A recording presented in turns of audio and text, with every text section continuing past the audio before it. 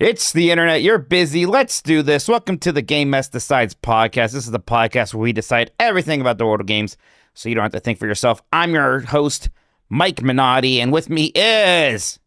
Sean McDowell, and I've lost the ability to hear music, Mike. What's going on? Don't worry about it. The music is inside your hearts now. It's actually pretty hard to hear things that are in there. I've seen cats, so yes, there the you music go. is always with me. Okay. You get it. Let's see if you can make it to the heavy side layer. And today's episode, Larian is in AI trouble. Naughty Dog is in crunch trouble. And us, we're just trouble. Okay. There you go. But first off, Sean, how's it going? We got to hang out a bit this weekend. Yeah. We recorded a bunch of the Game of the Year podcast for Giant Bomb, and those will be going up during the holidays. I'm excited for everybody to listen. It was a pretty good time. Likewise, yeah. Had a blast recording everything. It's always nice podcasting in person when we get the chance, doing anything in person, because we also just got to hang out a bunch, and that was a fun time. A lot of traveling that was, not the best, but so that wore me down. I'm still a little tired. Was your travel home better than the travel there? Because I know the travel there you had a lot of delays and hanging out at airports and whatnot. Yeah. On the way home, it was a lot better. There's no direct flights to where I am, so it's always a decent amount of travel, no matter what, regardless of what happens, whether it's smooth or not. So, yeah, it was just a lot. So I'm still a little tired. But after tomorrow's our last day of work at the day job, so just gotta get through that, and then I got some editing to do on the Game of the Year podcast, but that'll be a light lift. We made sure things were as dialed in as possible. I know audio was a little messy on the Giant Bombcast this week, everybody. That's because reasons, but we got that fixed for Game of the Year. Those will look and sound better. I'll get those out the door. I'm just going to sleep for 2 weeks, Mike. Yeah. I slept a lot when I got home yesterday, way more than I intended. I'll take a little nap because I'm tired from traveling, and then just slept for 5 hours. Oops. But Yep. That's okay. I'll be tired after this. Go back to sleep. I'll catch back up. A little bit of stuff we're doing tomorrow. We're recording the music thing tomorrow, right? Yes, we are. Best video game music of the year is what we're recording tomorrow, and I'll have that up probably in 2 weeks. That one's gonna take a little more time because I'm gonna put a little extra sauce into this one this year. Okay. I really want this one to be nice, Mike.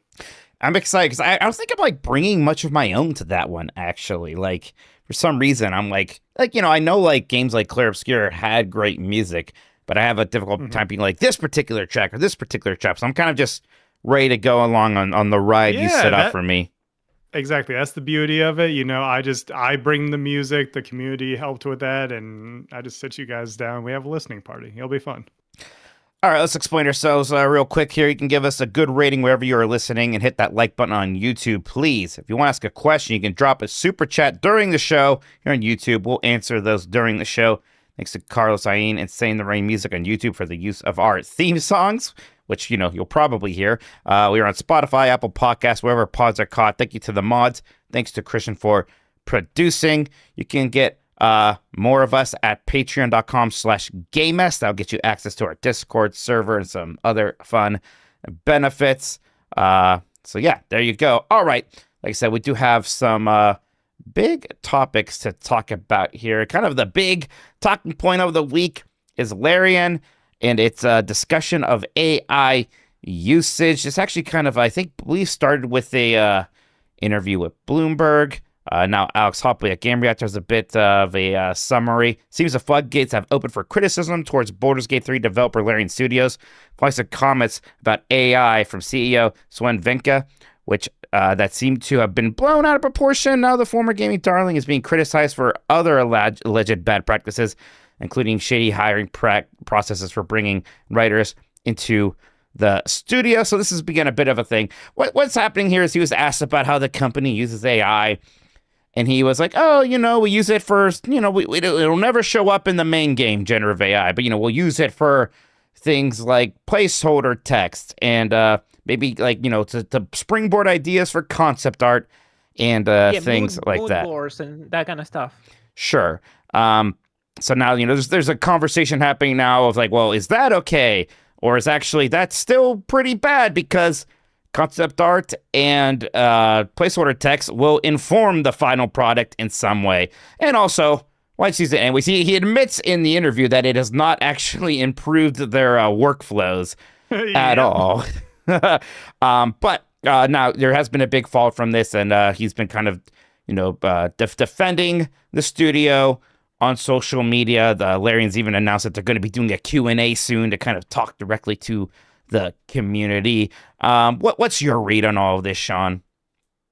Wow, nobody ever taught Sven about shut the fuck up Friday, huh? Like, because it was one thing, yeah. Because the big part about the AI portion of this story is the fact that Jason Schreier asked him a question in an interview about AI, and they sort of Sven was a little too open about this. Maybe like He seemed excited to talk about it, right? Yeah, that's the thing. Like, I'm glad that I know this because I am firmly against generative AI being used in art because it's just a thievery machine. You don't have to use it. You could just do things the old-fashioned way and nobody would be upset. As Ben himself pointed out, it hasn't actually helped them at all. It's like, he's like, oh yeah, we tried it, we used it, and then ultimately we, go back to doing things with human beings, creating stuff.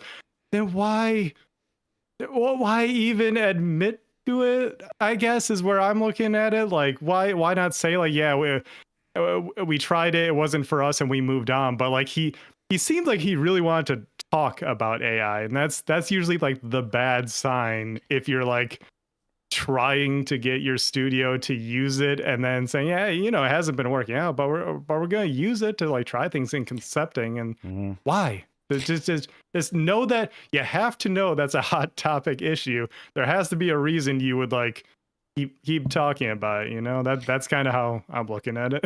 Yeah, and it's just we know there are some people who are excited by AI, and so many of them happen to be CEOs because they see it as a means to save money ultimately. And they'll say that it's not going to impact employees or, how many employees that they have. And we can sort of choose to believe that or not. I never understand this excuse. And, it's coming from within Larry and a lot of other places. Like, well, we're just using it to kind of help jumpstart ideas. I'm like, well, to me, the beginning of the creative process is perhaps the most important part of it. And also exactly the most fun, right? Like, we all wish we were just idea people. Like coming up with the ideas is, I imagine, what you want to do. And there's something of an excuse of, well, like a writer needs to visualize to the artist what they want, and now they can use AI to do it. And I'm like, well, if you're writing a prompt to tell AI what to make, just send that prompt to the artist instead directly. It doesn't make any sense to me. Artists I follow on Blue Sky were sort of like, having a discussion about this after it all came out. And they were like, hey, you know what I have people who commission me do?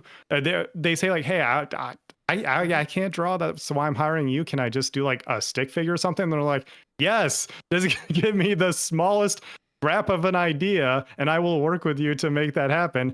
That's what an artist does. And I don't know, it really feels like a top-down thing of CEOs being horny for this like terrible technology and trying to shoehorn it into everything and trying to like find reasons to get it to work. And that's not necessarily what the artists want, is what I keep hearing over and over and over with these stories. It's a pattern and it sucks. And it just comes from a place of, frankly, not really understanding the creative process. Because like you just said, it can often be fun. Usually it is fun to come up with the ideas. Like at our job, we have ideas all the time. The part that sucks is the execution, figuring out how to actually like make the thing, not like coming up with an idea and having the outline and like figuring out loosely how to get the thing done. It's just like putting in the hard work to get it done. And unless you are using generative AI to pump out the slop that you're going to put in the game, you're going to have to do the heavy lifting anyways. So yeah, it just seems horribly misguided. Right. And there's defenses coming out for this. You can see it if you go to like the Larian subreddit. You'll see a little bit of in chat too. You know, it's like I know sometimes it seems like it devolves just straight into all AI is bad, and often I do feel that way. To be honest, I just don't like it. But like again, like the idea, like okay, well, it helps artists, and I'm like, boy, I don't know. I think that the adage is that you get art through adversity, not you get art through the help of algorithms that sample other art, right? I just exactly. You're not going to win me over with it. I've never once had an artist worth their salt tell me that AI has helped them. All I've ever heard is people like executives trying to push it constantly, or people who frankly aren't actually willing to put the work in, say that it's like it's sped up their process or whatever. It's people who weren't actually going to sit down and make art anyways. When it comes to like, is all AI bad? This is a huge problem.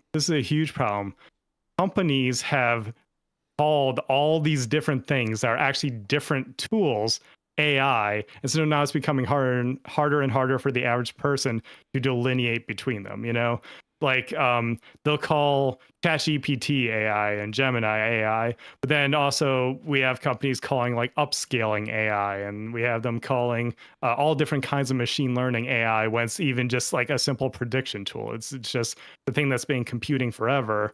They're just using machine learning for it, but because machine learning, they want to market it as AI, and it's all being thrown into this bucket. Both things that are actually useful, such as like things that sort through data. Like, yeah, that's not taking anyone's like livelihood away, like an artist's artistic spark away or anything like that. It's just it's a calculator, and that's fine. That is so different than like generating a JPEG or an MP4 and saying like this is art. Like they are completely different things, and like a lot of companies have really fucked that up for everyone. And I just wish we could separate these things out. Like I don't know if you saw what was it like the National Weather Service or whatever like announced that they had this new AI tool for like predicting weather forecasts, and people jumped on it because they're like, oh god, it's AI, fuck that, I don't want that in my weather.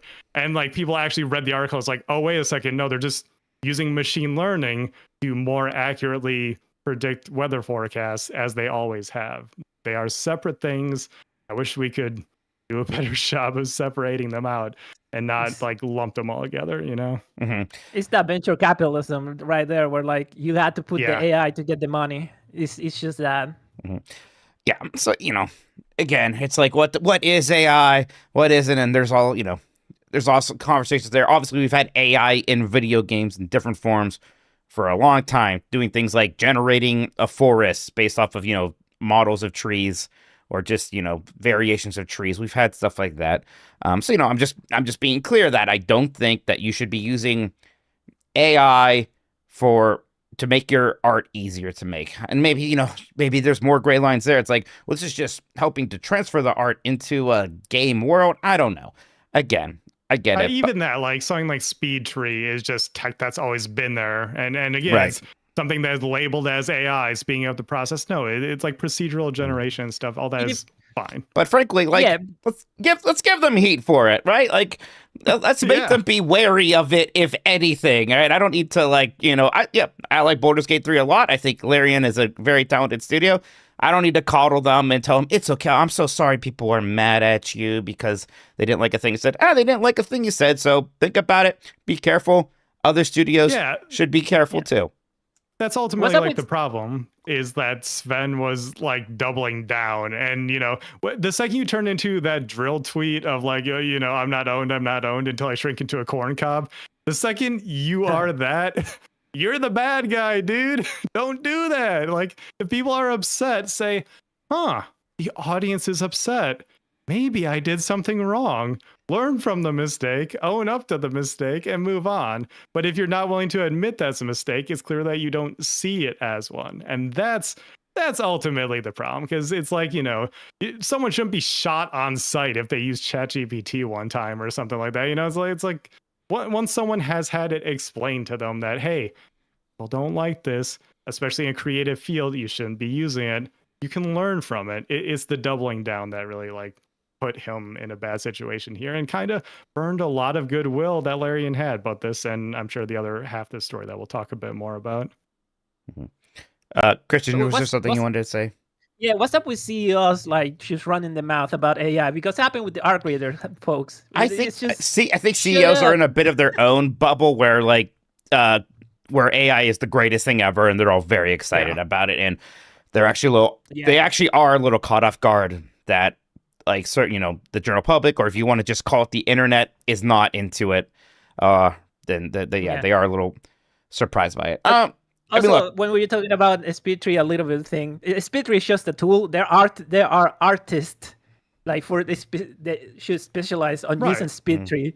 Like he's crazy. SP3 is not AI. I don't know why they call it AI now. It wasn't in the past. Yeah. I mean, for me, a big part of it is, AI does keep getting better in terms of like, making art that looks like it was made by people. And it's important to for I feel like for me to stand against and say, I don't like this. I don't want to be playing video games that are made by AI right now, even if they get to a point where like I would objectively look at it and say, oh, this was maybe just about as good as a game of humans. It doesn't matter about the quality even at that point. It is fundamentally a wrong thing. So I'm not trying to say it's a slippery slope thing, but I'm going to come out and criticize AI when I see it or hear it's being used. And again, I know there are perhaps certain situations where it makes sense. Like, he says they use it for their PowerPoints as well. And I'm like, all right, if you want to use AI for your PowerPoint presentation. Even then, I'm like, just you're lazy. Make a PowerPoint presentation for PowerPoint. We all did that in high school. Like what? Like, come on. But yeah, there it is. Yeah, my friend who is a developer, she uses it to like sometimes she needs like data to be sorted in the fucking Excel, and that's it. Yeah, and because even if you put it to write code, it writes bad code.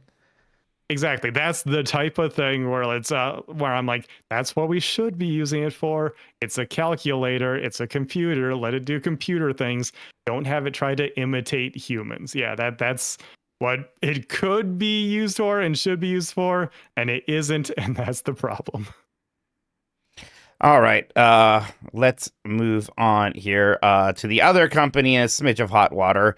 Naughty Dog Studio orders employees overtime for Intergalactic. Also, Jason Schreier at Bloomberg. Employees at Naughty Dog Studio are working mandatory overtime to finish a demo for their next video game, Intergalactic: The Heretic Prophet. Staff were asked to work a minimum of 8 extra hours a week and log their overtime in an internal spreadsheet with a maximum of 60 hours a week. That's a maximum of 60 hours a week. Staff were also told to return to the office 5 days a week for this period, up from the 3 previously. This recent period of mandated overtime ended this week as the demo finalized. The company's planning to return to its standard office schedule through the end of January. In 2021, after facing burnout and some attrition among its workers following the release of Last of Us Part 2, Naughty Dog began building a new team of producers charged in part with alleviating the overload of work on upcoming projects. But many of those producers have since left the company, according to people familiar with the situation. Again, that's all from the Bloomberg story. So, there was a big scuttlebutt back with Last of Us Part 2. There was a lot of crunch, and they were like, oh, we're not going to do that. And here there was some crunching. Already seems like it's over. It was a minimum of 8 extra hours a week, but not more than 60 hours a week again there. But still, you don't want to hear this, especially, for a game that seemingly, I believe, the story says coming out 2027, maybe early 2027, just to make some deadline on what I assume is an internal demo. It's not like they're releasing a demo of this game. So it's bizarre that they're already back to it. What do you think, Sean? Yeah, well, I guess kind of my first thought is why? Like, do you really need a project turned out that fast? Like, what is the point of returning to a crunch heavy schedule? I don't really see the connection here. Yeah. Sorry, can you say that one again? I got caught reading a super chat. I'm sorry, Great. I've got to admit it. No, I just you're have to admit it. I was like, how could I fake this? I don't know. You know what? Own up to your mistake, I Mike. That's own up. good. That's My good. I'm bad. proud of you. I still blame traveling. I don't really see why they would go back to a crunch heavy schedule if like just in general, like you have to know how people are going to react to that. You have to know people are going to talk about this. So what's the point? Like, are they just that desperate to get Intergalactic out quickly? I'm not. Well, again, really, it's all because of there was an internal deadline for this demo, and again, I assume that's an internal demo to show to like. This is just me extrapolating. I assume it's a demo that you have to show to Sony to show your progress.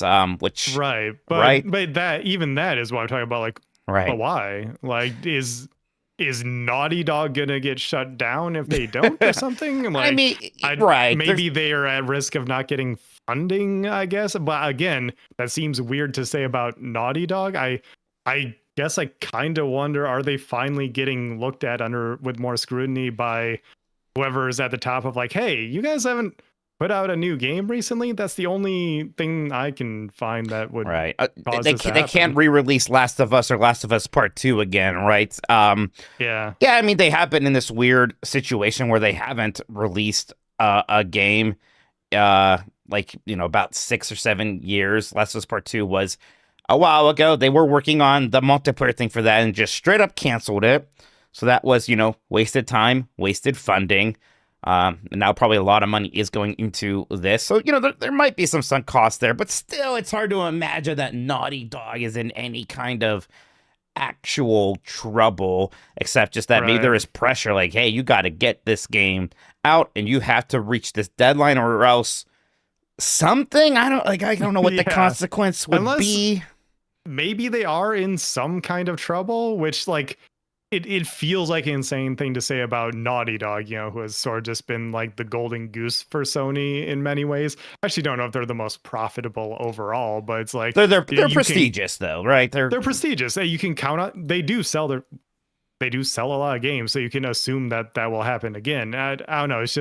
It's a bizarre thing to hear about them in particular, I suppose. Right, and it's periods of extra hours that happens at a lot of workplaces. You're getting a maximum of 60 hours a week, and I don't want to downplay it. This isn't the most absurd crunch I have ever heard of, and so if it's something that's done, but you kind of worried they went to that well once. It's not like suddenly the schedule is going to be great and they're not going to have to do this anymore leading into it. So I guess I'm just I'm sure Jason and other reporters are going to be on top of this. It can hopefully hold them accountable. Is this not illegal?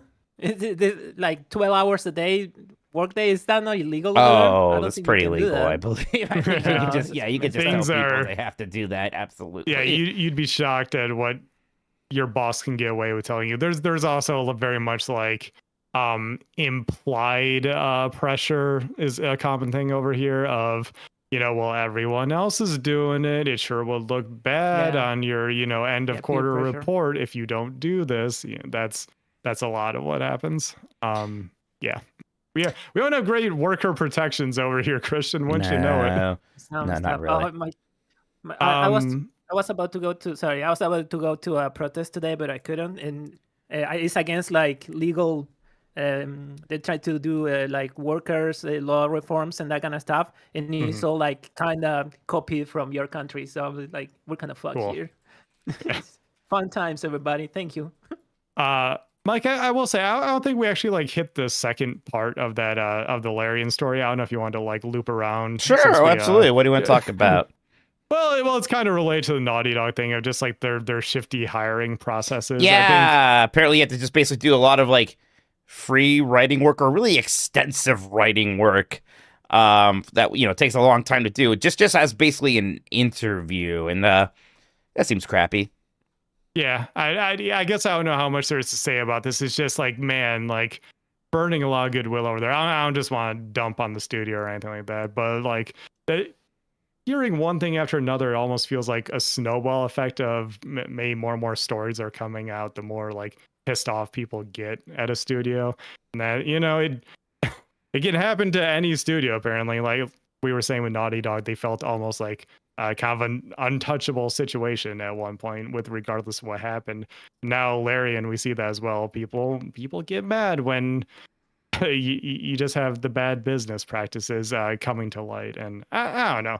Everything sucks. That's my takeaway. I'm like, I don't know. Every company fucking sucks right now. Yeah, right. Yeah, no, absolutely. And yeah, I know what you mean. It's like, it obviously, like, I already started getting a weird taste in my mouth there because I did not like that trailer. Again, I'm not saying other people don't have to, but I did it. And now this. And I'm like I'm not like being like, Larian's bad, actually. No, of course not. But it's just, it's been a couple misses for me from them. I bet Divinity, it's going to be a very good video game, yeah, right? I bet it will, because, ultimately all these problems are coming from management, executives, people making stupid decisions at the top. Like, all the artists are still working hard to, like, make some really cool stuff. So, I don't know. It's just, it's a never-ending trend that I kind of can't get over. Like, just CEOs putting their feet in their mouths over and over, Yeah. No, absolutely. And it's, it's frustrating too because I want journalists to have access to them, and I hope like their takeaways like, why did I talk to Jason Schreier, right? What was the point of that? Yeah. Right, but okay, here let's talk about this one. Actually, Game Awards claims record-breaking viewership for 11th year. This is from Andy Robinson of VGC. For the 11th consecutive year, they broke viewership, like that said, reaching an estimated 171 million global live streams. Full broadcast with the full broadcast, that's up 11% from 2024. I mean, that's the story there. Still, a lot of people keep watching Game Awards, and it actually keeps growing. That is a ton of people. There is a global audience for this thing as well, which helps it maybe compared to things like the Oscars, or some other award shows. People. I get people criticizing the whole like, hey, this feels like it's more about game reveals than awards. And it's like, yeah, that's what a lot of people want to see.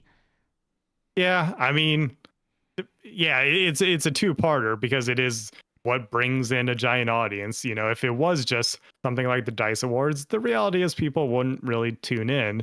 But also, awards don't make Jeff Keighley money, and that's the important thing at the end of the day. The only reason this thing gets bigger and bigger, and they have so much production value and everyone wants to get involved, because it continues to be a profitable endeavor. And that's it's insane. Look at all these platforms and like all the viewership and everything like this. Like, man, there's no end game in sight, huh? He just wants to make it as big as possible, which can't really blame him, but it does suck that every year it feels like the awards more and more are taking a backseat, to me at least. Yeah. Yeah, that has definitely been happy. This year, maybe not that it was any better, because he still had like the onslaught of like these 5 awards with nobody coming up to accept them or give a speech or anything. But at least nobody was shoved off the stage or anything like that. And as like a show, which is like, once a year, we're going to have a bunch of game announcements. And it's something we don't have a lot from with E3. Even Summer Game Fest doesn't really match this energy in terms of, well, some really big stuff could be here. So there is excitement there. I get why people watch it. Even though like the presentation of the awards themselves aren't great, the awards usually go to the right people. Of course, not always. But in terms of batting average, right? It's like, last few years, like the Game of the Year winner, it's been Expedition 33.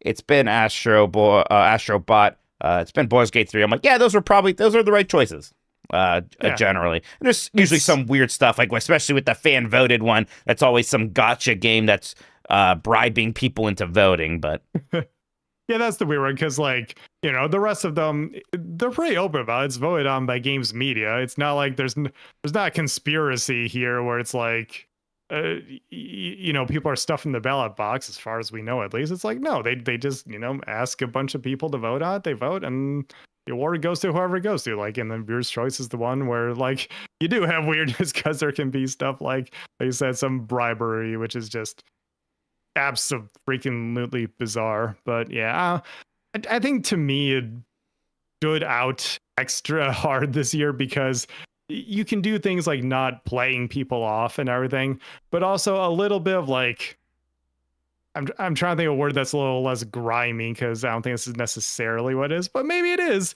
a little bit like tokenism going on there of like what the fuck is High Guard being the final reveal, and it's like, why did that happen? And as far as we can tell, it's because Keeley thought he was giving props to a small game, a small studio, which was the talking point of the year, right? Like Expedition 33 winning everyone over, and that's a smaller game from a smaller studio. And that's, I'm thinking, oh well, yeah, let's do that again. Let's keep the ball rolling, and just like completely misunderstanding what people want to see, right? Yeah, I think I imagine Keeley is somebody who probably thought Concord looked really promising when he saw that first trailer for that, right? Let's not say things that hurt people, okay? I'm sorry, Christian. Sometimes it does come down to his taste and his gut feelings, which aren't always going to be on the mark. All right, so those are some big topics. Why don't we take a break? We got a bunch of super chats. We can come back and read those. We'll have a great time. How's it sound, Sean? Sounds good, Mike. All right, we'll be right back, everyone. All right, we're back. Sean, how about we hear from those super chats? Sounds good, Mike. Let's start here with Neldy09, who says, "Hey dudes, Mega Man 11 is sub $5 on the eShop. Would it be a crime against Mike if that was my first Mega Man game? Hope you all have a happy and a healthy." Oh no, Mega Man 11 is great. I think that's a fantastic first Mega Man game, especially, that's a very cheap price. Why not? I think the only thing you miss out of from the better Mega Man games really is better soundtrack. That's one thing 11 didn't do super well. So that's a big part of the Mega Man, I think, kind of legacy is those awesome soundtracks and you would get that if you did like 2 or 3 or X or something like that. But no, play 11, see if you like the series, and then you can go back and play those older games. If you told me you were going to do like Mega Man 7 as your first one or like Mega Man X6, then I'd be like, no, don't do that. That's crazy. But Mega Man 11, you could do far worse than that. Yeah, it's accessible. And even like I could see someone starting with like 8, even though, 8's not the greatest Mega Man. It just like looks and sounds more modern, so maybe it's a little more accessible if you're not used to NES stuff. But those NES Mega Man games, they're still pretty good. That first one's pretty rough, but after that, don't play a one. lot better. Right. It's like I do tell people, like, don't play them consecutively. Like, you could start with 2. Don't play one right away. Start with 2. Maybe even start with 3 and go backwards to 2. But don't start with 1. Speaking of the Mega Man Legacy, though, I know the Legacy collections are also on sale as part of this. Like them trying to get everyone in the door with the announcement of dual overrides. So just play some Mega Man. Mega Man games are fun. Yeah, there's tons of Mega Man sales. That's pretty nice. Have you been getting anything on the Steam winter sale? By the way, I've been going not ham, but I picked some things up. Not yet. I haven't had a chance to see if anything on my wish list is on sale. Usually, what I do is I do like see if anything from my wish list is on sale, and then I will actually go to like one of the sites like Fanatical or Green Man Gaming or something. Like usually the keys are even cheaper. Sometimes they are cheaper on Steam though. So after the show I'll check in and see what's going on there. Yeah, it's funny because just yesterday I was like kind of complaining, like, oh, I wish I had Kingdom Hearts on Steam to make my charity stream easier. And by the way, Final Mixmas coming back this Sunday, everybody. I believe I think I settled on Dream Drop Distance. Going to be playing that. But I'm like, I want to play that one. I know, it's not the best one, but I'm playing it. Then I'm like, everyone's like, well, the Steam sale's tomorrow. It's probably going to be on sale, Mike. And they're right. It's 50% off. So I got all the Kingdom Hearts 3 plus Remind, HD 2.8 Final Chapter, and HD 1.5 plus 2.5 Remix. So, and then I actually did a little bit of Metroidvania shopping and picked up Blasphemous 2 and 9 Souls, which sound like they're very good. Oh yeah, I just saw a speed run of 9 Souls on the GDQ hotfix last night. It looks cool. Why don't people tell me like it got like a little bit of sci-fi and stuff in it? I don't know. I just saw a little cat dude. I'm like, whatever. I'll get to that someday. It apparently has some Sekiro-ness to it, so I'll be down with that for sure. That's crazy. Yeah. All right. By the way, about the Final Mixmas, if y'all have like codes for games to give, it's better to DM the codes to Firehair or Mike. So it Yes. would be easy to like give them away. If for some reason you have spare game codes that you're not doing anything with and you want to donate them for me to give away to people who are watching Final Mixmas to help, get some more extra life donations, feel free to do so. It'll be appreciated. Oh, cool. Yeah, I'm sure people have like spare Humble Bundle codes they never use or something laying around. Yeah, I know. Just the other day there was like an RPG like bundle on Green Man Gaming or something, and I was like, oh my god, all these RPGs for $10. Then I bought it. Then I was like putting the codes in. I was like, oh, I own that. Oh, I already own that. Yeah. It was like 10 games, and I owned all but 2 of them. It turned out like, whoops. Yep. Yeah, you gotta be careful with that one. Yeah, that's all right. Give my brothers some extras. There you go. Next up from Lex Luddy, who says, for no reason in particular, boy, Giant Bomb knows a lot of people, huh? Lex is helping edit the Game of the Year list that are coming in. Thank you so much, Lex. That's a fun process. I know we've got some fun people doing it this year. I have the right mind still. Yeah, so I gotta get on that. Oh, Marina, I sent you that thing. Sorry. Oh yeah, Marino, of course, always helps putting it together too. Thank you, Marino.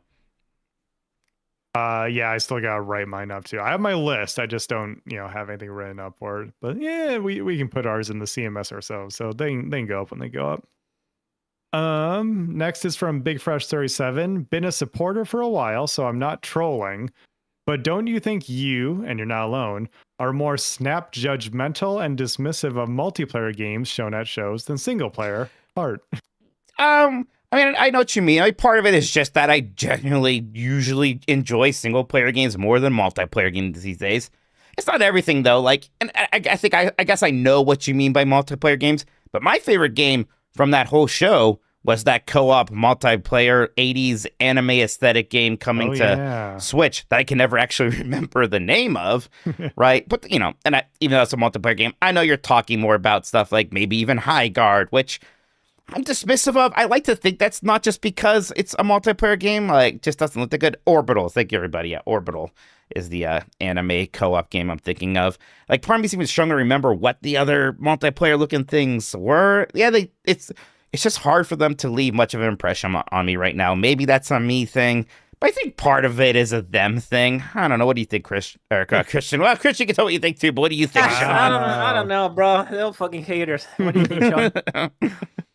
Well, I think like in particular with you and Jeff, you guys don't play a ton of multiplayer games anymore. You don't play a ton of live service games as much as you used to. Mm-hmm. You kind of found the ones you like, and then there's ones we play at work and stuff like that. But otherwise, prefer the single player experiences. So I think that's why you guys fall in that area. Just like how you're dismissive of mobile games. Why would you do that? Because you don't play them. So like, of course, you're just not going to be interested when one pops up in a stream or something like that. Like a SGF or Game Awards or whatever. With me, like I'm the same way with anything that I'm not particularly interested in. I do play more multiplayer than you guys and mobile games and stuff like that. So I get a little more interested. Same with like whatever weeby ass anime JRPG has a new trailer. Jeff's not gonna be into that, but I probably am, so I'll pay attention to it. But I do think also live service games in particular, like which I assume is what they mean by like multiplayer here. They are more likely to trend chase, and so we are more likely to see something that is similar to something that has already been in a game, has already been shown. It's like if we can point at and say, "Oh, you're blank but blank," that happens a little bit more in the multiplayer space, I feel like, than single player. Even though single player will have like, "Oh, it's a Souls like, it's a Metroidvania," we can slap a genre onto it. They're more likely to at least look a little more unique and therefore have a better first impression. What was the other one? Like 4 Pulse or something? The one from the J.J. Abrams Studios, right? It's like again, I want to maybe give them some love, but it just don't look that good. For Loop, like, right? Like, I don't know, chat. Anyone in the chat think For Loop looked good, right? Like, again, it's definitely partly a me problem, but I think it's also kind of a them problem right now. Right, exactly. From Blade Runner, no effort, AI slop sucks, but we are so far crafting every line of code and every blade of grass. We've gained a lot from increasing levels of abstraction automation. Bubble or not, LLMs aren't going away. Sure, and again, exactly, there's this gradient to it. But again, I do think like directly using it as part of the art even like the early part of the art process, right? And again, you could say, oh, the generative AI isn't going to show up in the game itself, even though sometimes it slips in anyways, we see because he forgot to take something out. I don't think that's great. And again, I'm not saying like Larian should be destroyed or like boycott or something like that, or like I'm not going to play Divinity. I'm going to play Divinity. But I don't think this is an amazing practice. I don't think there's actually a benefit to it. And I would caution them about even dipping their toe into the AI water that much. Yeah, Sven himself, when he was talking to Jason, said, yeah, we haven't really seen a benefit from it. Like, yeah, that's why we're critical of it. Well, there's no benefit to it, then just don't use it. Don't say like, oh, well, maybe someday it'll be good. And then, then we'll be ahead of the curve. Like, yeah, just look like so at that point. And hopefully we've delineated enough between things that are good uses of automation and machine learning in general versus something that's trying to AI generate a piece of art that a human being would otherwise create. There is a difference. Next is from Uriel Delgado. Your opinion on forcing the AI label on games that use it. I think a game where almost half of the assets are AI shouldn't cost like a AAA game, $20 max. I think the label is good, like contrary to what some CEOs might have to say about it. Some super billionaires might think about it. Yeah, you should disclose when you turned your game around in, a week and just shit it out on Steam to try to make a quick buck, because people who don't want to have anything to do with that shouldn't be tricked into buying it. I think it was Jeff who said something like, yeah, like tell us if your game was made with AI, just like you tell me if, the soup I bought used MSG. Not that MSG is evil. I love MSG. But just like, yeah, like you tell me the ingredients. And some people are like, well, we only use a little bit and not a lot of it. Like, I still want to know. I don't think you're ever going to like be able to mandate AI games need to be cheaper. That's not going to happen necessarily. Yeah. But yeah. I mean, if a game's having a ton of AI generated assets, I just think it shouldn't exist in the first place. Sure. Because you didn't want to make a game, you want to make money making a game. That's the only thing I can think of at that point. But also, you reminded me of something else that Jeff said when I think it was on Game Us Mornings. He was like, you see his bottle of water? Look at the ingredients. It says water. No one was hurt in telling me that That's water right. That's kind of what I was thinking about. Right. It's fine. Yeah. Like that's exactly it. Hey, if there's no harm in disclosing, like just like Unreal Engine and like Havoc or whatever are in your game, sure shit should disclose that ChatGPT made your textures or something. Because hey, if it's not a problem, what's the harm in disclosing it, right? Mm-hmm. Exactly. Okay, next is up. It scrolls a little bit because I think we had a new couple come in here from EP Idiot Box. I'm an artist and a conservationist. It's difficult for me to concede AI used in any creative space. YouTube sucks. It keeps scrolling. AI should file my documents, not draft my designs. And yeah, right. That's kind of how I feel about it. Right. Too. That's why I was like, that's again, when they're talking about PowerPoints, even though part of me is like, just do your PowerPoints. But sure, if you want to use AI for your PowerPoints, whatever. I'm not gonna like raise any kind of a fuss about that, or like we have AI take notes of our giant bomb meetings, right? So we can like read the summary of it. It's often wrong about things or doesn't understand subtext, but I really wish do it. I don't know if there's actually a way to switch over. I wish it was just transcription rather than the Gemini summary. Because, hey, transcription, another thing that AI can be good at. It just, they try to overreach. And, oh, my God. Right. But, like, yeah, exactly. So using it for creative processes, which includes things like translation. That's a creative process. Translating games from one language to another is not like a hard science thing. That is a creative process. And that's why doing that with AI fucking sucks. Yeah, that's Fuck why Amazon Prime. Mm-hmm. Oh, yeah, that whole thing. Right. But that's why there's a huge difference between like transcription versus localization. Because localization is an entire process that you really have to think about language being used, and that's the type of thing that a machine cannot figure out on its own. You need the human touch for. From T Bucket, on the subject of AI, what did you think of Expedition 33 having generative AI placeholder art caught in the game and the devs patched it out? I thought that sucked. Yeah, I thought it wasn't great. Like, it's pretty similar to, like, the Larian thing. I thought that was it was bad. I'm glad they patched it out. I don't know if it's like, I don't know if I totally believe that, like, they're not gonna do it again. And I think they've come out and kind of like said things, right? So I can't remember exactly what they said about it, but yeah, same thing. You shouldn't have done that. And obviously, like, Expedition 33, they were using, I don't want to say shortcuts, but they were able to make a AAA looking game with a much smaller studio. And there certainly are going to be tools, whether it's AI or whatnot, that helps in that process. And I think, again, some of that is going to be fine, but don't use it for the art.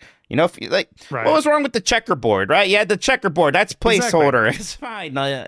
You won't forget to take that out.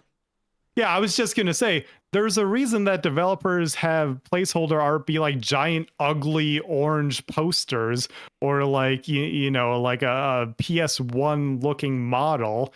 Is because it's going to be very obvious that's an unfinished asset. So yes, it may look ugly during the development process, but then to take it out and put something finished in. Like, that's one of the issues with using generative AI in the process at all, is that this is something that I also saw a developer say, like, if you have something as a placeholder that looks good enough to be shipped, you aren't going to want to replace it with something that is shippable. You're just going to leave it in. Yeah, exactly. Just don't do it from start to finish. And, with Expedition 33, obviously, like, we really enjoyed that game. Anytime we talk about it, we're glowing about it.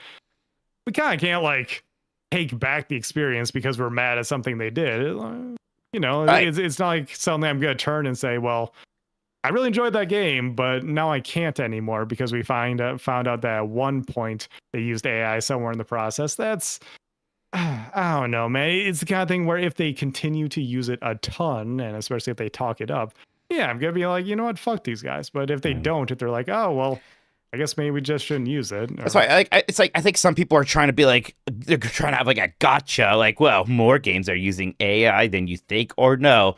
I'm like, okay, I think they shouldn't too.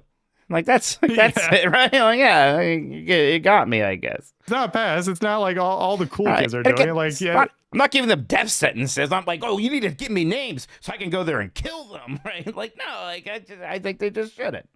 It's just us screaming from the rooftop, hey, all y'all should stop, please. It sucks. Okay, moving on here to JD Camp. This money is for Sean to get the apple pie shake at Arby's or whatever. It's your money now. Have you seen they sell caffeinated milk? Oh. It's good. Pen emoji is. How do you feel about being the milk guy? I'm from Wisconsin. It's gonna happen. Like, I wasn't gonna be able to hide it for the rest of my life that I drink milk with dinner sometimes. I ain't expected to become a whole thing. It's funny the things that become things. I ate 3 bagels once, and look at me now. That was different. You like stood up and said, "Did you know I had 3 bagels?" I didn't choose to become the milkman, Michael. That's true. My pet. But also, apple pie shake at Arby's. That sounds pretty good. It's the one Arby's product I cannot advocate. Oh, yeah. Like, in the moment, I completely forgot. I'm sorry, Mike. No, it's okay. You do you. I won't stop you. I mean, I'm happy you're going to go to Arby's. Thank you. Yeah. But what's your go-to nowadays? It's the usual. I mean, I've been getting just usually 75% of the time, just roast beef sandwich with curly fries, a fountain drink, and I'll also get a buffalo chicken slider.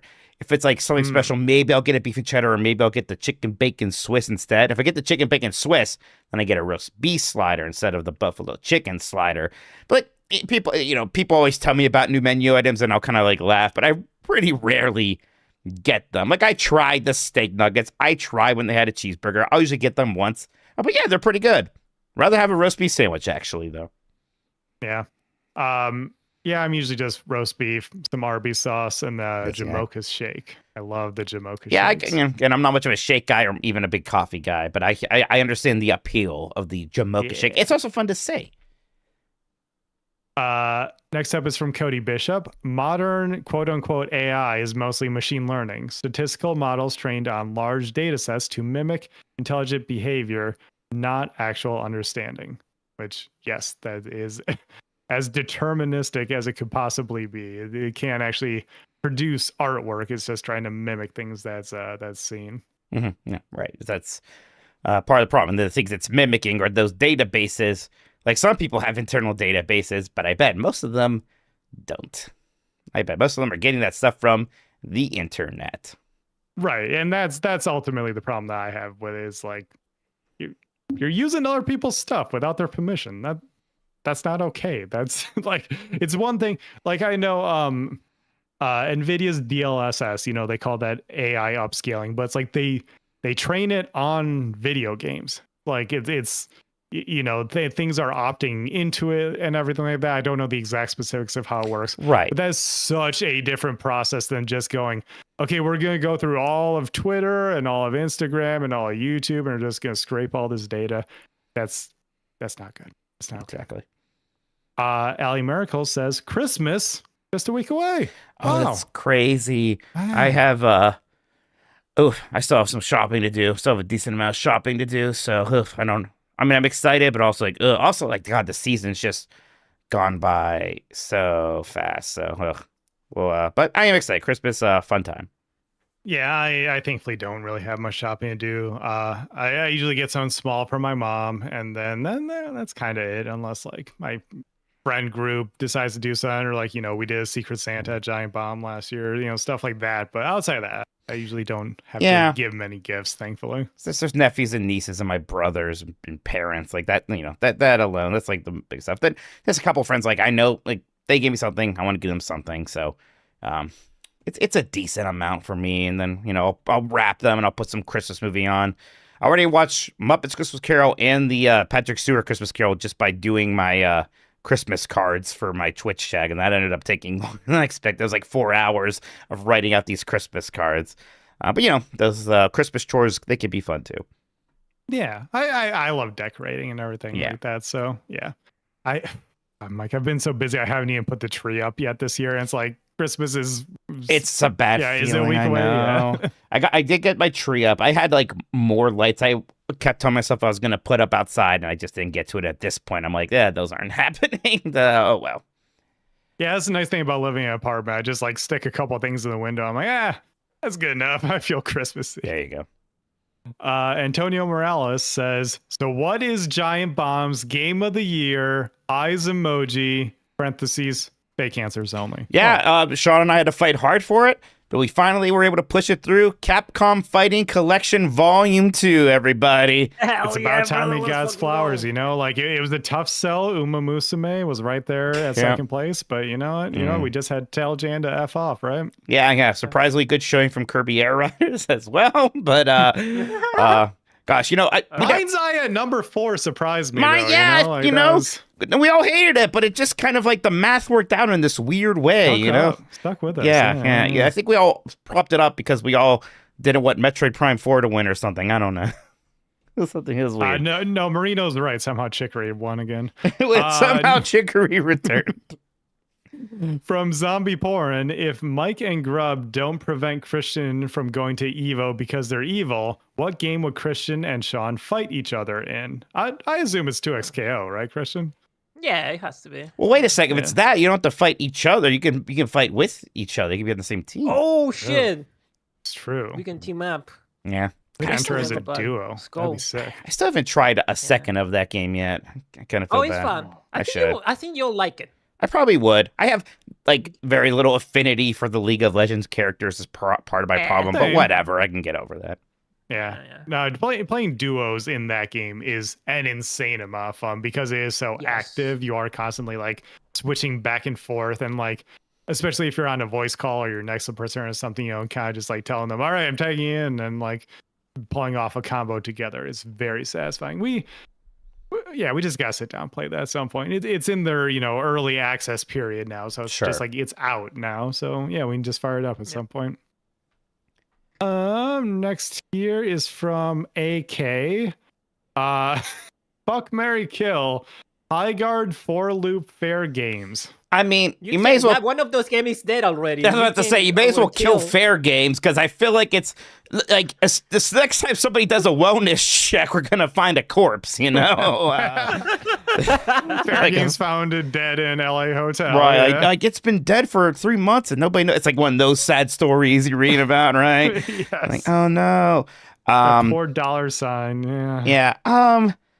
God, I can't. You know what? Like, I like hero shooters more than I like the Left 4 Dead likes. I guess I'll fuck For Loop and I'll marry High Guard. And honestly, probably does have the best chance of these three of being kind of fun, to be honest.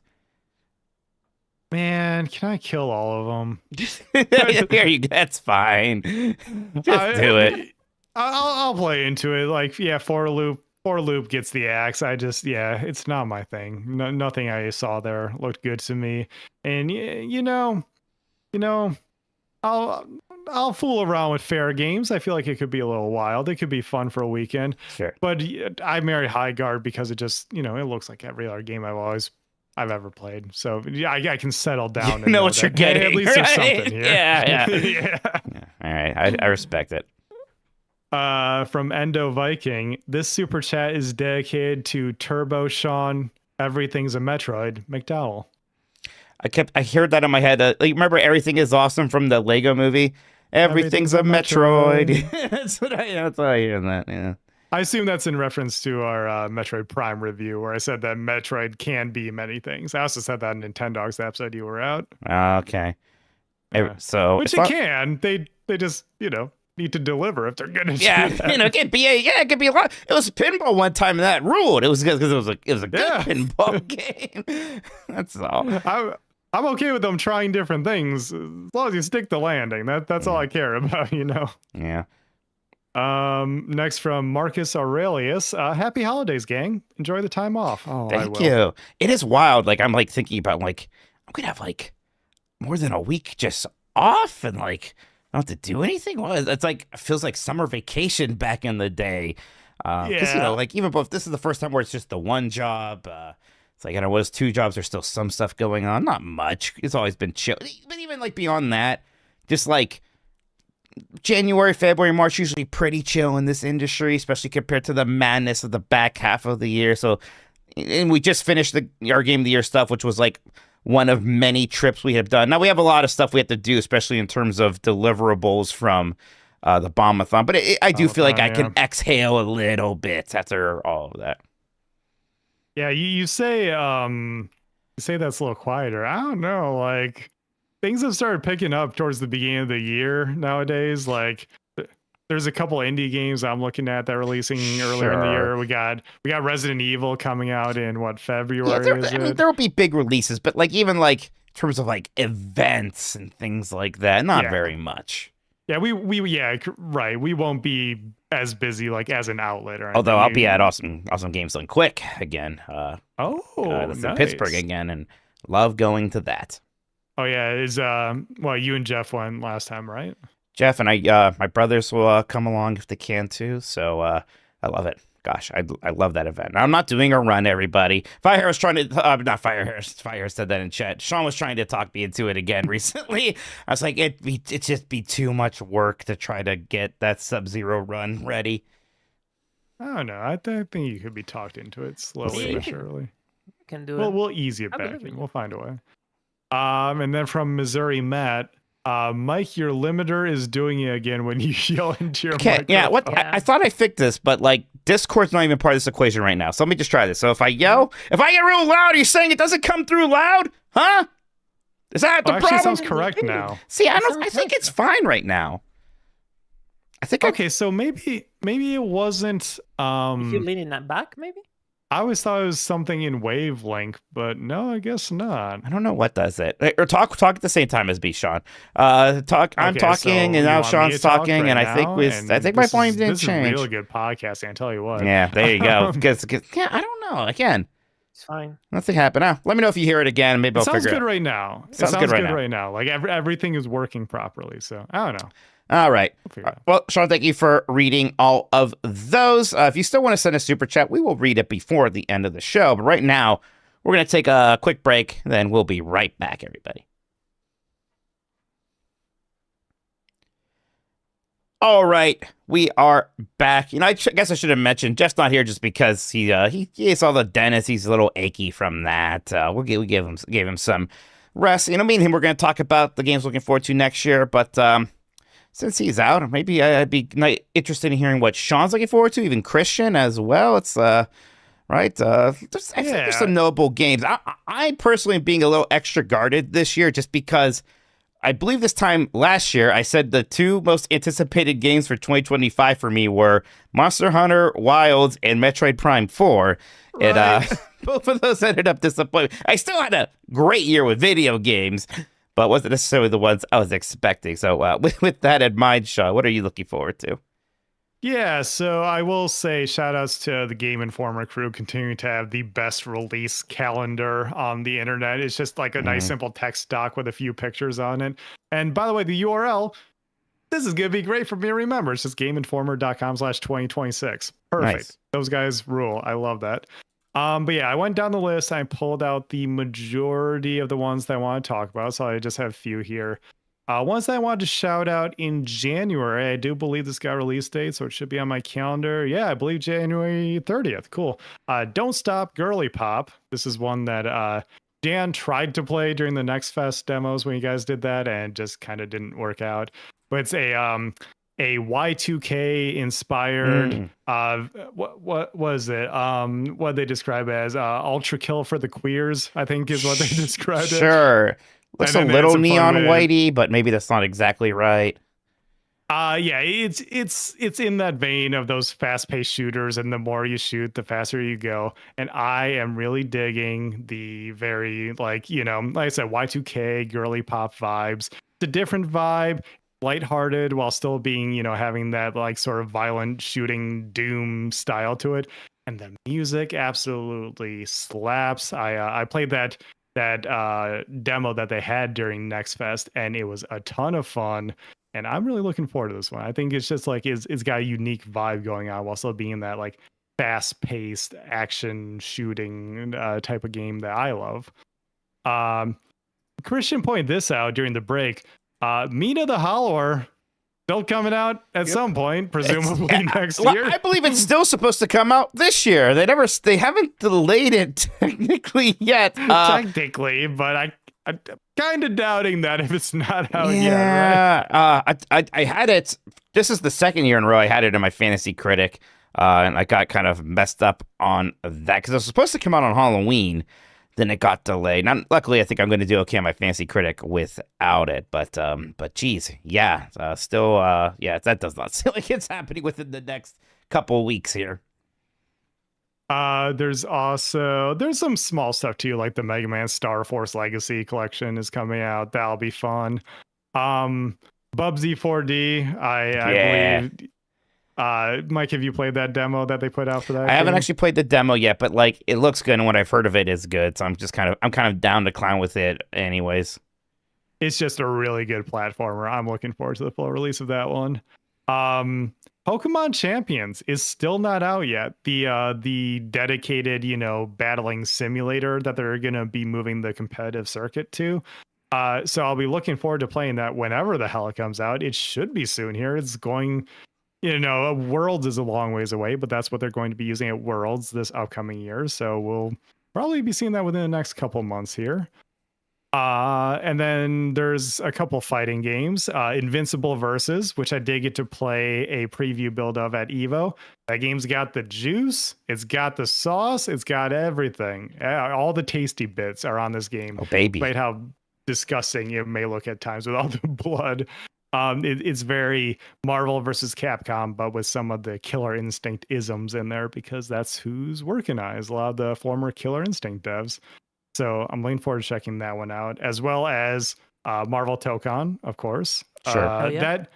That game is interesting. I'm still not completely sold on the gameplay. It still feels a little simple, but then I watch high level players play it, like Evo competitors, and it looks like you can do some really crazy stuff in there once you learn it. So I'm still cautiously optimistic, kind of, for a Marvel Token. I really want to see how that one shakes out because I'm curious about it. I'm very curious. It looks incredible. It looks and sounds fantastic. So I think that'll be a fun time.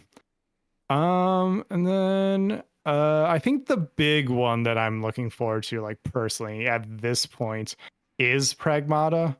Like just Capcom, sci-fi, like futuristic robots and cybernetics. It's got like that sort of neon future, but like mixed with sort of sterile robots aesthetic that I really love. I don't know. It just looks really cool. I have not played the demo still. I've been so freaking busy. I was so tired last night when I actually had the time. But I want to check out that demo. I haven't gotten to it. I haven't gotten to it yet either, and definitely want to. Definitely want to. Yeah, because like what gameplay's third-person shooter mixed with like in the moment light puzzle elements. Sounds like, really cool. And like, I guess I'm curious if this is gonna be like kind of another one of these like Capcom, like there's some B-ish Capcom games, right? That's fine. I like that they have them. Or I wonder if this is gonna break out and become something bigger than that. Yeah, I don't know. It feels like in the vein of like, do you remember Me from back in the PS3 days? I liked Remember Me, actually. Remember Me is fun. I like Remember Me. My people. Yeah. It kind of has the same like aesthetics as that game too. So like I'm into it. I'm really looking forward to playing that one. I'll also probably check out Resident Evil 9, even though I'm not a big horror person, but it looks like, hey, they got Leon in there to help offset that for people like me, the more action-oriented stuff. So maybe this one will hit a bit harder for me rather than 7, which I didn't want to check out at all because it was like so in that like indie horror, like super like it's very scary. It's like Saw-ish, which I think I do need to go play. Let me ask you a question. Are you a fan of the series of video games Half-Life? Not really. That's okay. I was wondering if you're anyone who's interested in perhaps Half-Life 3 coming out perhaps next year. It seems like it might happen. It's been rumored so much, like like you've said, it still feels weird to say, hey, maybe this is actually really finally coming out, and it's like we still haven't seen it, but still sort of like rumors on the wind is that like it might be happening sometime soon, possibly. I don't know. Either way, I played Alex, and Alex was kind of fun. Good.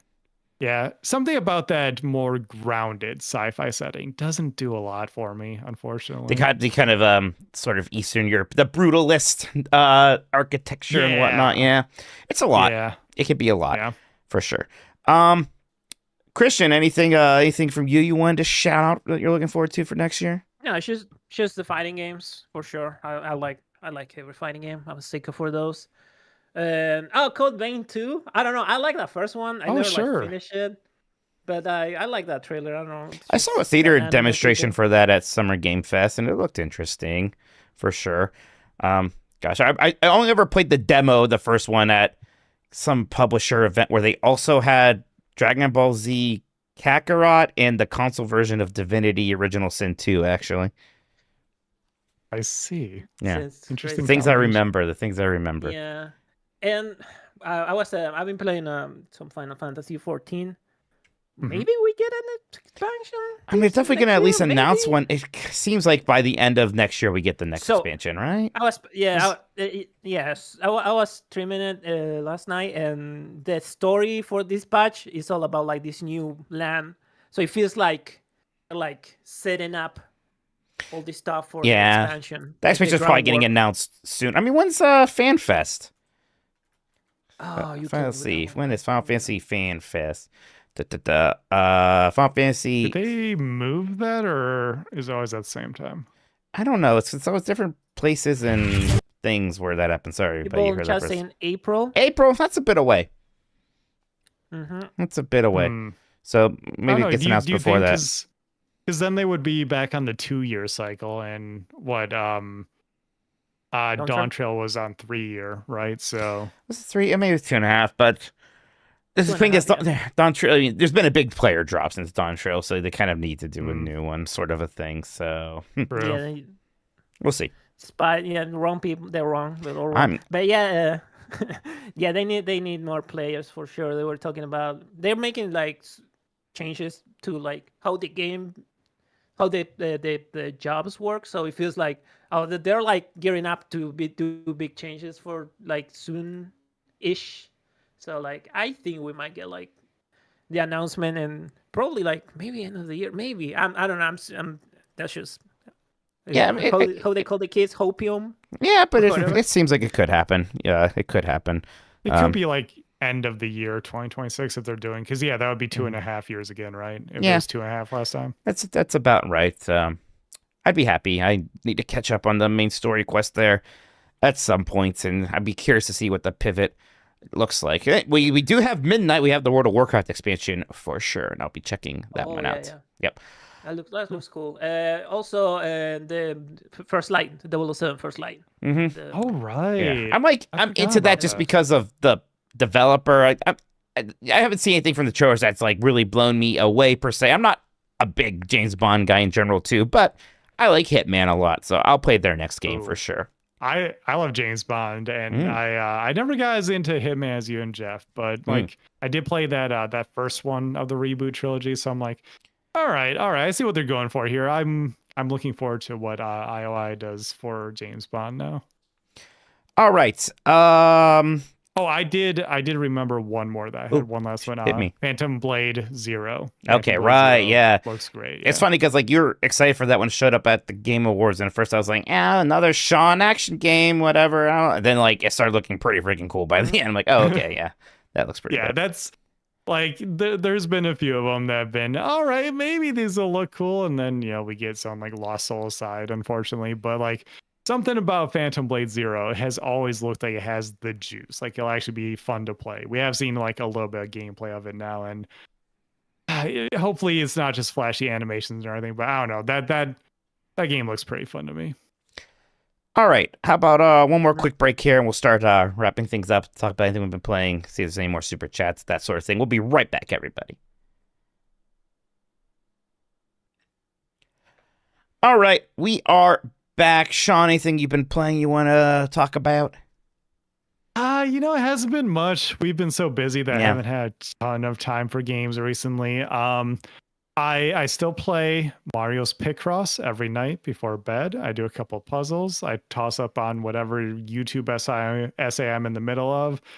Oftentimes just rewatching one of Sean Johnson's 6-hour videos, but that's always a blast on the Retroid Pocket Classic. That's one of those great reasons to have like the small little handhelds.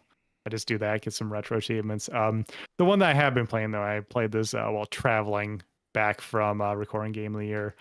Still trucking way through Hyrule Warriors: Age of Imprisonment, and that game is a very fun time. You'll hear me talk about that a little bit during our Game of the Year stuff if you listen to Giant Bomb, but I'll tell everyone here that it's really fun how they have refined what the Nintendo Warriors games tie-ins should be.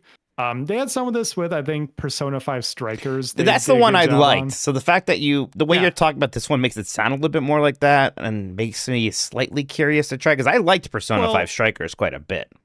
Yeah, you know how Strikers was like very much a Persona game mixed with the Warriors style hack and slash combat with a bunch of enemies?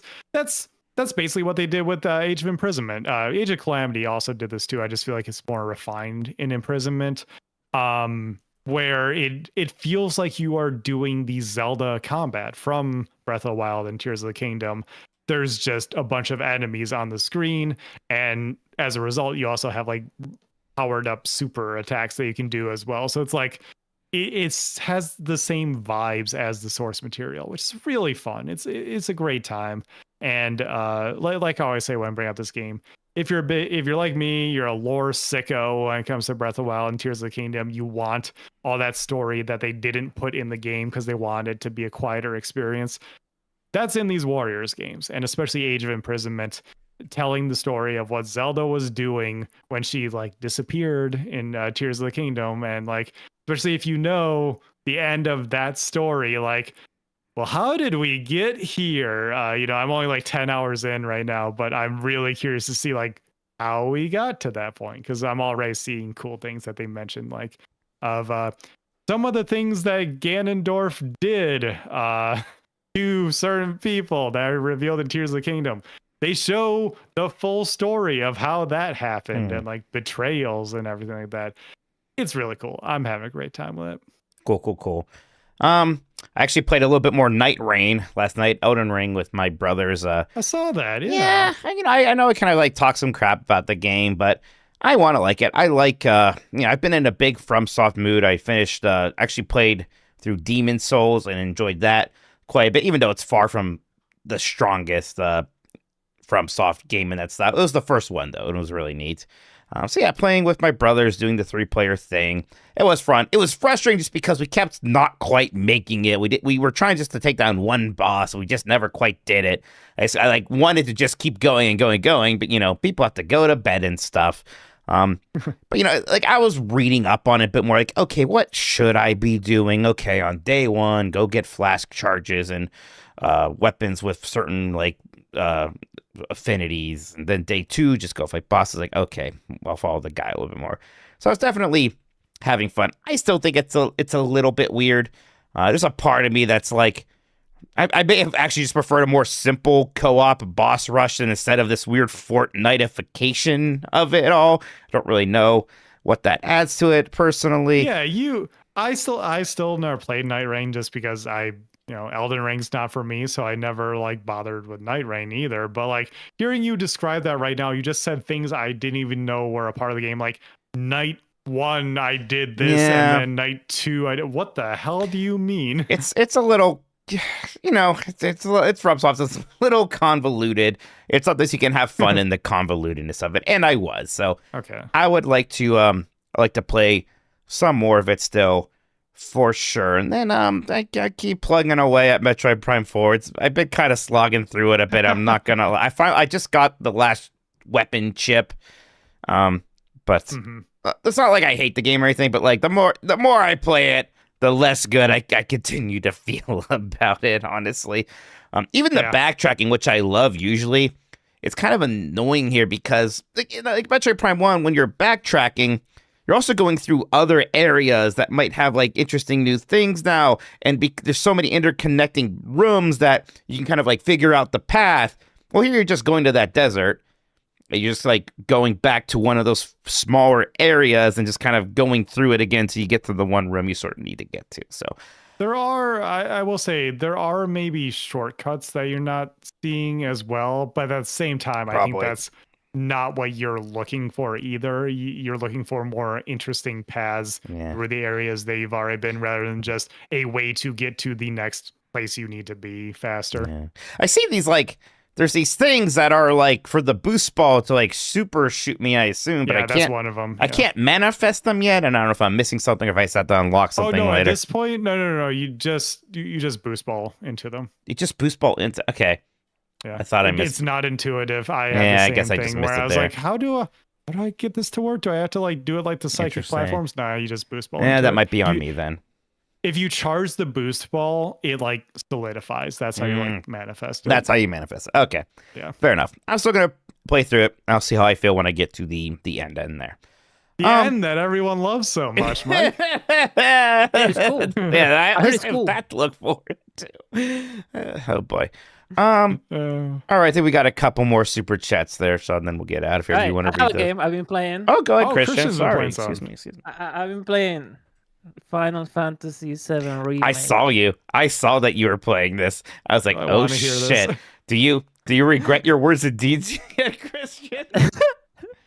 I regret putting that on my Evo coffee goal as a goal there, because that's why I'm playing it. I said the Sunday was my birthday, and for my birthday I was like, I'm gonna push this thing I'm have going on coffee to go to Evo, like to get some support for the travel. And I was like, hey, if this gets to 50%, I'll stream Final Fantasy VII Remake. And because people are awesome and they're all also assholes, they were like, they blew past right away. So I had to stream it. So I've been streaming it, and I'm like just a couple hours in. And it's just, I'm actually like playing it out a little bit, like, but it's not that bad. It's just, I just don't buy with the combat, and it kills my heart because I kind of actually like the story. I kind of actually like the dumb like multiverse shit that they have going on that thing where like the canon ghost or whatever that's going on. I actually dig that shit. So I don't know, maybe because last time I played it, I only played like 10 hours or like 12 hours, and I didn't even got like a full party. Yeah, it's a good amount of time though, for sure. Yeah, but I feel like I've seen clips of people like jumping around characters. I didn't got to do that. Now I do it from time to time, but I only have Cloud and Tifa. So it's just like I don't have a healer, so I'm constantly like one of the AT bars is always like a potion dispenser, constantly like I'm gonna use this one AT bar to choose to poison because like the dodge is useless, and I don't know, blocking also is kind of useless. I don't know, maybe it gets better the longer you play, but so far I'm enjoying it. It's just like just the combat. I like the mini games. I spent like an hour playing the darts.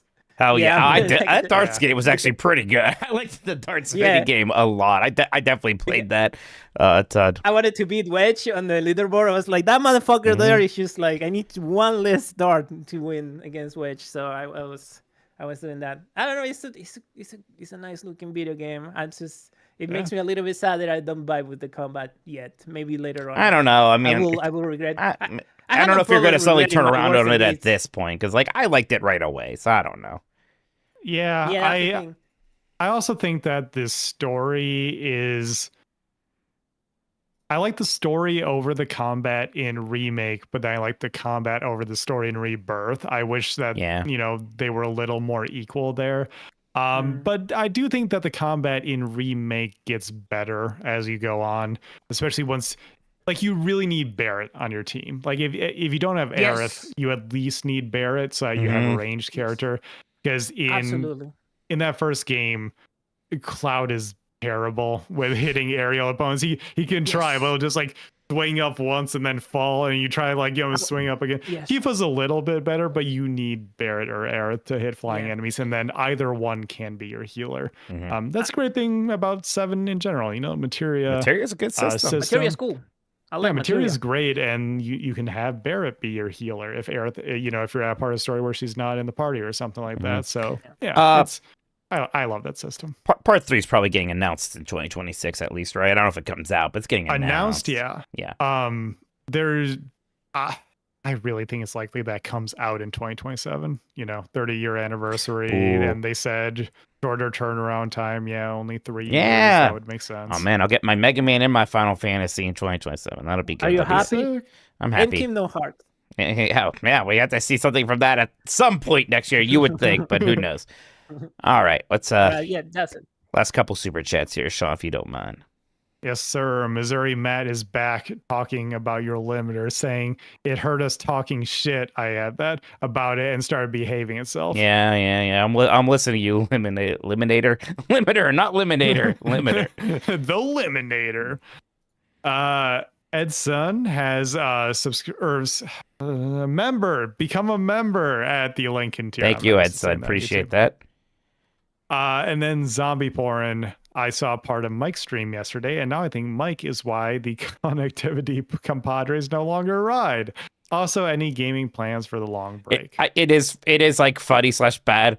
When I'm so familiar with my brothers, so comfortable with them that I do get much more toxic when I'm playing games with them. I will yell at them so much more, give them so much more crap. I gotta catch myself a little bit. But sometimes it's because they do very stupid things, and I get frustrated, Sean. It's funny how much you guys talk shit whenever I poke in and see you guys playing something together. It's fun though. We did have a good time with that for sure. I definitely want to play Ghosts of Yotei. I think at least give it a shot. Sounds like something I could play in my living room, so I can actually look at my Christmas tree for a bit. So I want to do that. I think I got these Metroidvanias. Maybe I'll check out Nine Souls. There's like the pressure of playing exclusively 2025 games is now gone, and that's nice. So I could try Nine Souls. Or I might also finally try Disco Elysium and finish off my 2019 Apology tour, actually. It's a little intimidating because that's a big game. But I'll try. Maybe it won't grab me, and then I won't worry about it. But I definitely want to at least give it a go. I bet I'm going to like it. Yeah. Yeah, like you said, that relief of not having to play 2025 games, that we can talk about it for the job and everything like that.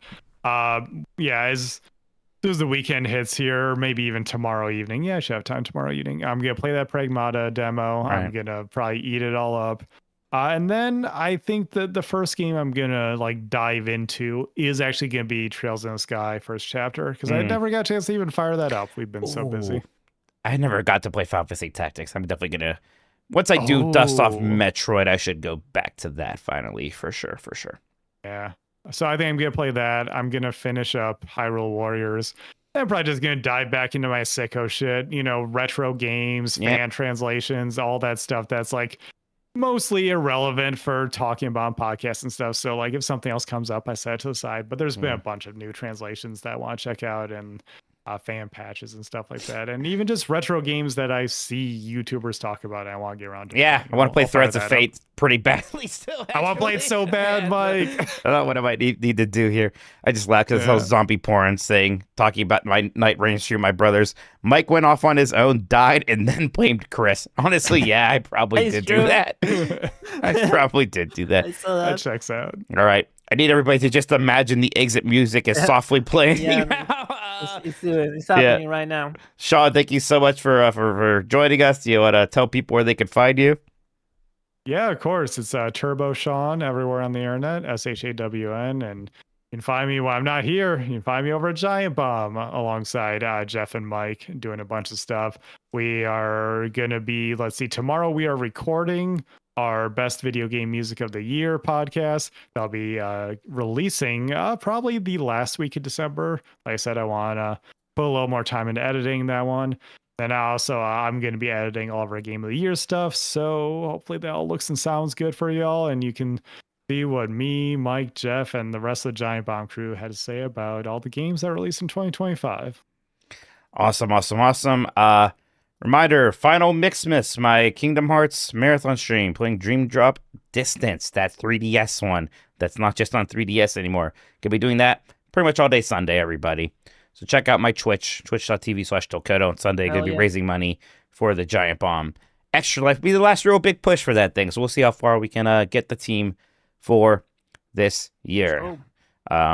All right. Thank you again so much, Sean, for filling in for Jeff today. Appreciate that. Thank you, Christian, for producing as always. I don't know if we're doing any more shows, everybody, next week. I'm going to talk to Jeff about that. Maybe.